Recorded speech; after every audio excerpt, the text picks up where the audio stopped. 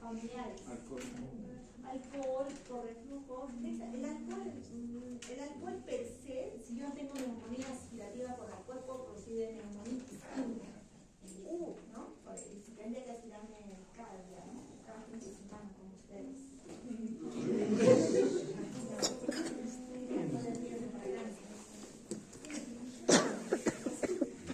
Mientras más viejito, más cáncer, ya. El diagnóstico que directamente se relaciona con la edad.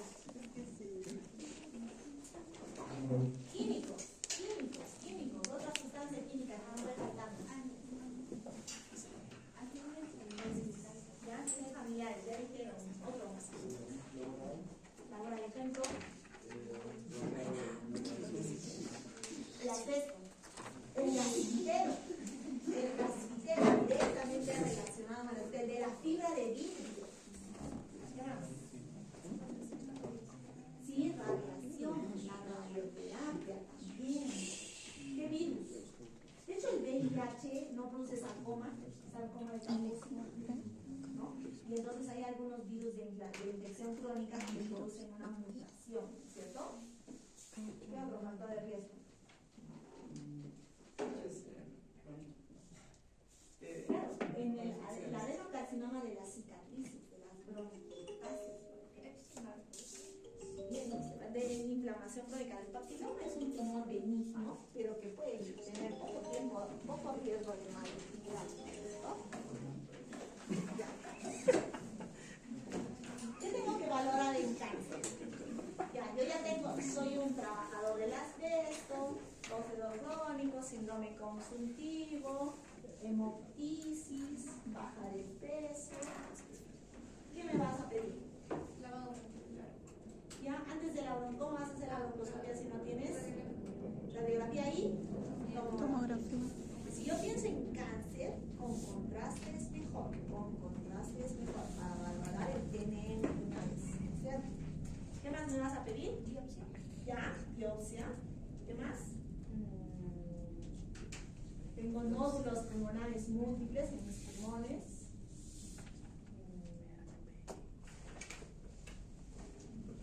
A ver, tengo tos, hemoptisis, baja de peso, nódulo pulmonar. O sea, no se olviden que una cosa no descarta que no sea la otra, o sea, todo paralelo.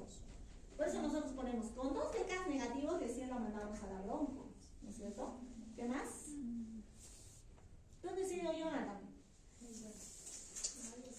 Sí, lo de amarrar.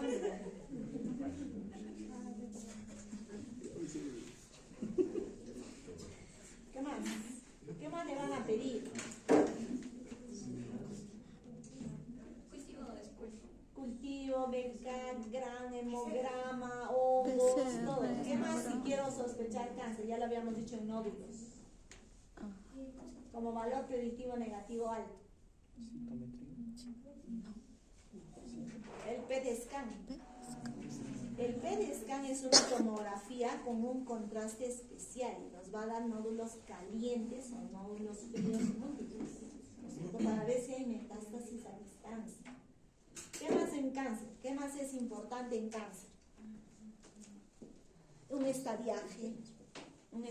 Entonces me tienen que hacer tomografía de cabeza hasta pelvis con y sin contraste. Ojo que si tengo síntomas neurológicos puedo requerir resonancia también, que es mejor que la tomografía. El TNM. Entonces, ¿qué significaba T en la clasificación TNM de todos los cánceres a nivel mundial? T es tamaño tumoral. El N, ganglios, ¿no? O nódulos ganglionales. El M, metástasis. Ya, entonces, eso no se tienen que olvidar hablando de cáncer. Entonces, nuestra primera causa de muerte por cáncer es el cáncer pulmonar. Felizmente no es tan frecuente. 30.000 casos al año, que es bastante en España, para 60 millones de habitantes. Relacionado muchas veces con el tabaco. Y aún en mujeres no fumadoras, que podría ser el fumador de segunda o tercera mano, como les decía en el EPOC, ¿no es cierto? Importantes factores genéticos: radón, contaminación, el tabaquismo, el radón doméstico que hay en algunas tuberías, exposición laboral, amianto. amianto, sílice, arsénico, cromoníquel, etc.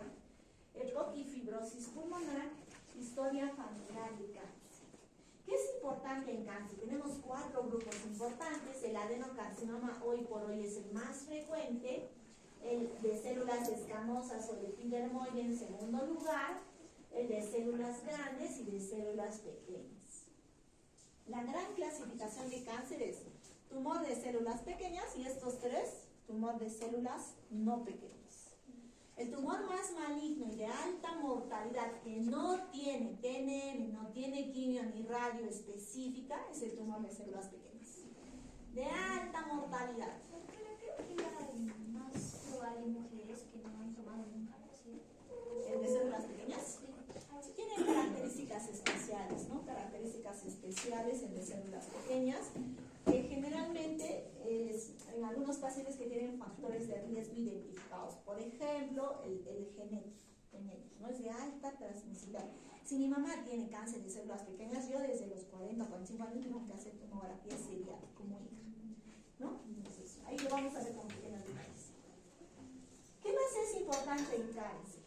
Cuando yo subtipifico la histología del cáncer, tengo que subtipificar qué biomarcador del cáncer es el que se expresa más. Por ejemplo, yo tendré expresión del KRAS, del EGFR, del ALK. ¿Por qué? Porque mi tratamiento está dirigido a esta mutación. Y esta mutación me lo da la inmunohistoquímica. Ahorita lo vamos a ver. Entonces, los factores de riesgo: antecedentes o consumo de tabaco, incluido el vapeo, exposición pasiva a sustancias del humo ambiental, exposición ocupacional a amianto, arsénico, cromo, berilio, níquel. Estas son sustancias de la industria. Radioterapia, radón, pruebas médicas seriadas. O sea, que el paciente que dice, doctora, hágame mi tomografía porque me duele mi espalda. Ay, señora, le puede dar cáncer. A pesar de que no hay un estudio directamente relacionado a cuánta carga de radiación y cuánto riesgo de cáncer hay. Pero la médula ósea es uno de nuestros sistemas de alta replicación. No debería recibir tanta radiación, a pesar de que nuestros tomógrafos son de baja radiación ahora. Pero el riesgo de hacerse tomografías seriadas, y al cáncer le hacemos tomografía cada 3 meses. Entonces, ahí le estamos poniendo un poco más radiación, bueno, de la bomba atómica directamente de radiación, y ahora no sabemos qué pasará con el mundo. Residencia en un área de contaminación ambiental, antecedentes familiares, virus como el VIH y falta de beta-caroteno. O sea, todos por lo menos debemos comer una fruta al día, ¿no es cierto? Como protector. Aquí están los carcinógenos más identificados. Todos ellos contenidos en el cigarrillo.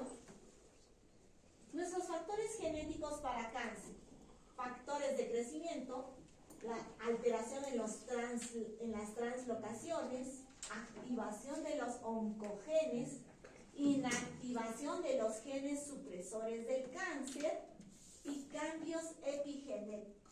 Entonces, yo, dependiendo de cuáles, esto no quiero que se lo memoricen, pero sí que sepamos que si yo obtuvo el oncogen KRAS, tengo más riesgo de cáncer pulmonar, el BRAF de cáncer de mama, y así cada oncogen tiene un riesgo de cáncer identificado. Entonces ahí tengo que ver si yo activo un oncogen o suprimo un gen supresor de cáncer. No funciona ese gen supresor, ¿no es cierto? Porque es muy importante, porque los adenocarcinomas tienen una expresión diferente al del epidermoide, por ejemplo, y eso me va a permitir darle el biológico. El biológico o el tratamiento para adenocarcinoma no es el mismo que el epidermoide. Antes, sea epidermoide, adenocarcinoma, le dábamos cisplatino, carboplatino, con corticoide, depende del ciclofosfamida, y le dábamos a toditos los cánceres. Entonces, obvio que por gusto era. Igualitos se han muerto los pacientes con el efecto secundario de la quimioterapia. Por eso es importante tendré expresión del KRAS, tendré expresión del EGFR. Cuando ustedes sean oncólogos se van a ver cuánta cantidad medicamento tenemos para cada uno de ellos. Y entonces, esto sí tienen que saber, no esta parte, solamente estos tipos. Adenocarcinoma de células escamosas, tumor neuroendocrino, adenoides, los sarcomas, etc. Esta es su clasificación, ¿no? Esto sí tienen que saber. Por ejemplo, el adenocarcinoma es el tumor, es el cáncer más frecuente. Generalmente no fumadoras, mujeres, tengo patrón mixto, puedo ser papilar, acinar sólido, micropapilar, etc. Y mi expresión inmunohistoquímica es esta. Con el marcador que ahorita vamos a ver. Entonces, esto sí tienen que saber. El tumor epidermoide es el segundo en frecuencia, asociado a tabaco, generalmente central, generalmente se cavita y sus inmunohistoquímicas crecientes. Esta inmunohistoquímica no necesito que se lo aprendan, pero esta parte sí. El carcinoma de células pequeñas, que es indiferenciado, periférico, es un diagnóstico de exclusión. No es adenoceá, no es epidermoide, no es de células pequeñas, es de células grandes. Es un diagnóstico de exclusión. El de células pequeñas pueden ser neuroendocrinos, de crecimiento rápido, metástasis tempranas, no se asocia a un TNM adecuado, no tienen una quimioterapia adecuada.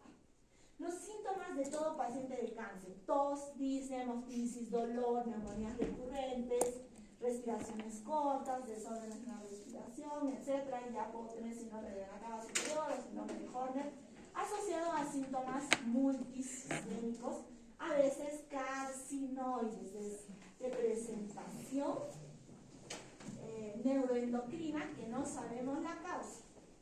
Yo tengo un síndrome de neuroendocrino de etiología no determinada, debe ir a la tomografía de pulmón y al VAL, porque el bronquiolo alveolar a veces en la tomografía no se ve, solo sale en el VAL.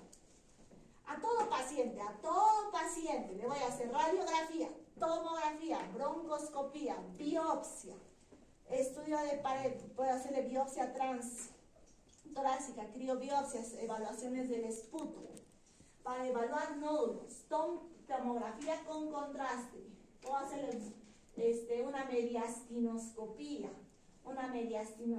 parecenal, un PET scan, una evaluación física, una aspiración por punción, una toracoscopía, etcétera, etcétera. Tengo que evaluar nódulos.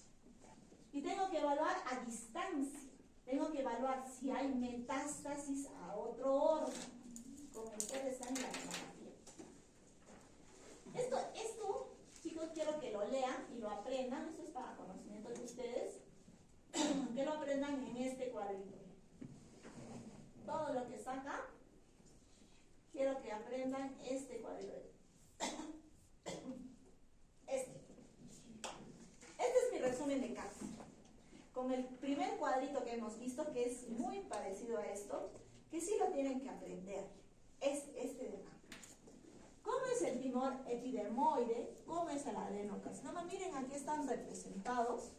El tumor epidermoide central, generalmente en bronquio, lobarosegmentario, por lo tanto su síntoma va a ser de obstrucción, de atelectasia, de hemoptisis, de tos, es muy alarmante, síntomas respiratorios, cavitaciones y de crecimiento rápido, asociados al tabaco, ¿no?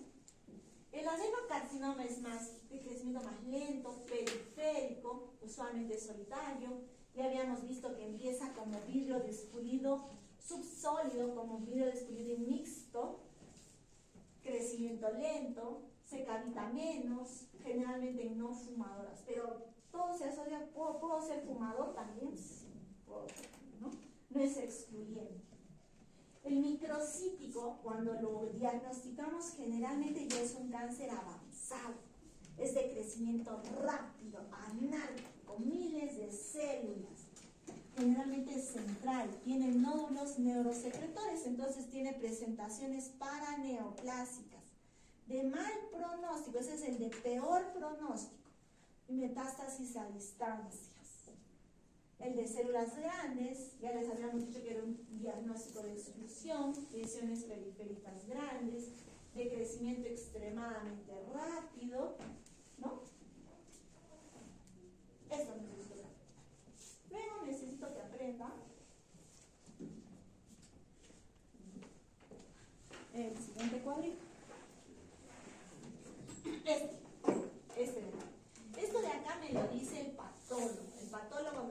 decir mi primer nombre del cáncer. ¿Soy un cáncer de células pequeñas o un cáncer de células no pequeñas? Si lo diagnostico, mi tipo histológico de células no pequeñas de tipo adenocarcinoma, de tipo escamoso o epidermoide o de células grandes.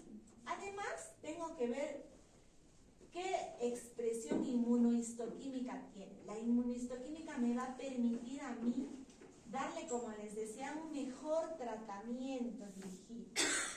Segundo, tengo que ponerle si tengo este ligando de muerte programada. ¿Tengo expresión del ligando de muerte programada 1 o no lo tengo? Porque mi quimioterapia va a ir dirigida justamente a este ligando de muerte programada. ¿Lo expreso o no lo expreso?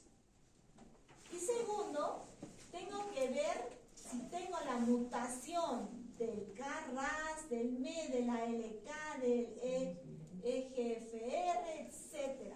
Porque esto me va a permitir darle un biológico para esta mutación y para este ligando de muerte programada.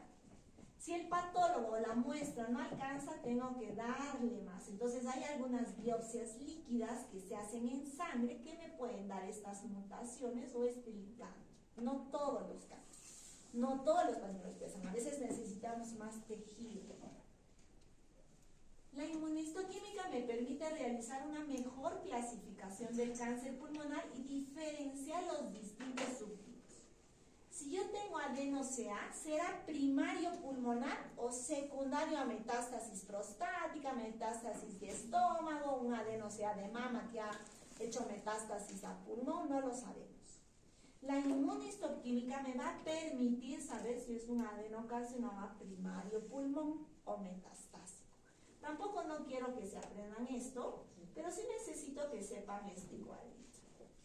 Porque yo cada vez que hago mi adeno-CA saco mi tablita y veo, igualito que agarro mi tablita y veo. Entonces hay cosas que no necesitamos memorizar, pero sí como médicos tener el concepto global. Que esto lo revise el oncólogo, pues, ¿no? Ya, mi seguimiento. En mi factor de riesgo, la edad, fumador, cáncer previo, antecedentes familiares, ocupacionales, enfermedad crónica. Tengo que ver tamaño, forma, densidad, si estoy asociada o no a otras. Ya habíamos dicho. Mi tamaño, 6 milímetros, de 6 a 8 milímetros y más de 8 milímetros. Si es más de 8 milímetros, ya sea que tengo bajo riesgo o alto riesgo, considerar tomografías cada 3 meses, PET scan y biopsia. El de 8 milímetros es el que más nos preocupa. El de 6 a 8 milímetros cada 6 meses. Este de acá es cada 3 meses. Este es lo mismo. El diagnóstico siempre tiene que ser imagenológico, visual para toma de muestras o percutáneos, pero tenemos que tomar muestras. Tenemos que darle al oncólogo. Por acá puedo hacerle una biopsia trans o con broncoscopía. Miren cómo acá invade ya los bronquios. Miren cómo ya invaden los bronquios. Y hay una alteración de la luz bronquial que tengo que biopsiar. Para que yo pueda hallar el TNM, necesito saber, la inmunohistoquímica, la patología, el nombre de apellidos, para luego yo hallar de 100. El TNM esto no necesito que se lo aprendan, pero sí lo tienen que saber. T significa tamaño, ¿no es cierto? Miren, el T1A, menos de 1 centímetro. El T1B, de 1 a 2 centímetros. El T1C, de 2 a 3 centímetros. De centímetro en centímetro cambia mi estadiaje. El T2 es de 2 a 4 centímetros, menos de 5 centímetros, ¿no? Miren, el T2A de 3 a 4, el T2B de 4 a 5. El T3 de 5 a 7 centímetros. El T4 más de 7 centímetros. Entonces, es de 1 a 3, de 3 a 5, de 5 a 7 y más de 7. El N. Los nódulos son ganglios. El N0 no hay ganglios. El N1 son ipsilaterales, lo vamos a ver en el siguiente cuadrito. Acá. Miren el tamaño, 1 centímetro T1A, T1B menos de 2 centímetros, el T1C por tamaño, luego de 2, el T2, T2A de 3 a 4, T2B de 4 a menos de 5, el T3 de 5 a 7 y el T4 más de 7 centímetros, acá uno grande, ¿no? La cadena ganglionar. Yo tengo que estudiar todos estos ganglios que no siempre son accesibles. Para eso le hago PET scan, para eso le hago mediastinoscopía, o con EBUS puedo biopsiar algún ganglio grande que tengo dudas para hallar el T1. El N1 son ganglios ipsilaterales en el ilio. El N2A ya están subcarinales. El N2B ya están subcarinales, pero ya se han salido de la cadena iliar, ya están más arriba. El N3 ya se salieron de la cavidad torácica a nivel cervical o al lado contralateral. No necesito que se lo aprendan. Solo como cultura general, ya presten atención, ¿no? Se nos va a tomar orales. Entonces, el N me permite hacer el estadiaje, porque el tratamiento va a ir relacionado directamente al estadiaje. Y el M significa metástasis. Puedo tener única metástasis o múltiples metástasis. Por ejemplo, el M1, puedo tener el derrame pleural maligno, ya se considera metástasis. Derrame pericárdico también. El M1B ya se salió de la cavidad torácica y hay diferentes órganos. En realidad, todo estadio 4 es con metástasis. Todo estadio 4 ya tiene metástasis, chicos. Y la metástasis ya tiene mal pronóstico en el cáncer. La peor metástasis es la metástasis C2 porque tiene múltiples órganos comprometidos. Pronóstico, 6 meses de vida, pues, ¿no? Este estadio no necesito que se lo aprendan. El estadio 1A y el 1B se opera y los curo al paciente. No necesito darle quimioterapia.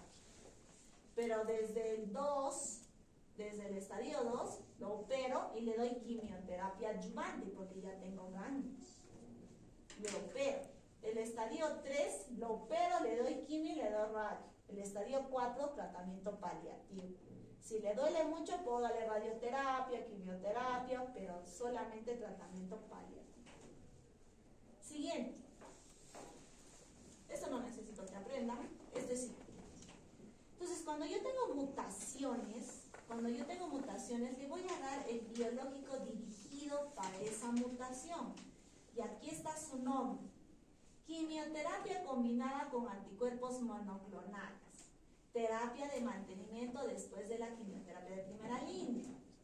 Inhibidores de la tirosina. Todos estos son los inhibidores cuando yo tengo mutación de EGFR. No necesito que lo aprendan, necesito que lo sepan. Terapia dirigida justo para esa mutación del EGFR. Inhibidores del ALK, hay medicamentos. Inhibidores del BRAF, inhibidores del ROS, inhibidores del receptor de tirosinquinasa, inhibidores del RET. O sea, miren que cada célula, cada expresión genética que da el cáncer, por eso es importante hacer la expresión genética, ¿tendré o no tendré? Para que yo, como oncólogo, le dé un tratamiento más dirigido a mi paciente. Hoy por hoy, ya no debemos permitir que hagamos quimioterapias a ciegas, porque no es beneficioso para el paciente. Debemos luchar que le hagan una buena biopsia y un buen estudio de expresiones, porque tenemos muchísimos biológicos. Creo que la industria que más se desarrolla, porque es millonaria, la industria farmacéutica que vende pues estos oncológicos para el cáncer son millonarias. De hecho, los oncólogos son los que mejor trato tienen de la industria, porque los llevan a congresos, los llevan a estudios, los llevan a todos. ¿Por qué? Porque tenemos mucha plata invertida en estos biológicos. ¿Cuánto cuestan? Más o menos 30,000 soles cada mes, tratamiento de por vida, ¿no? Hay algunos cánceres que remiten, como el linfoma. El linfoma remite y puedo darle pulsos. Hay algunos otros cánceres que no remiten y tengo que darle quimioterapia cada 3 meses, cada 2 meses, cada 6 meses, dependiendo dependiendo de cómo voy respondiendo y la expresión. A veces de por vida, a veces intermitente con seguimientos, ¿no? Y a mí me da miedo decir que el cáncer no se cura, porque a veces después de 20, 15 años aparece un segundo cáncer primario, porque el paciente tiene genética de cáncer. Entonces, miren cómo nosotros ahora, la medicina ha llegado a esto. Y lo que más nos preocupa es que sí podemos tener resistencia, así como resistencia bacteriana, podemos tener resistencia al cáncer. Depende mucho de factores como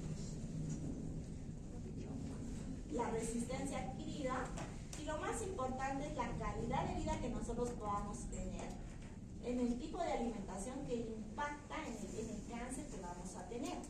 Entonces, no solamente es salud ambiental, todo lo que respiramos, sino también es qué ingerimos en nuestro organismo, ¿no? Obvio que nadie hace caso. Obvio, todos comemos chatarrosos. Pero deberíamos a esa nuestra comida chatarra agregarle antioxidantes. Y los antioxidantes están en las frutas. Todas las frutas y verduras van a tener un grado de antioxidantes de diferente manera. Entonces ustedes deberían de venir con su manzanita, ir comiendo una manzana, una fruta, un plátano en los recreos, ¿no? Ya chicos, es todo.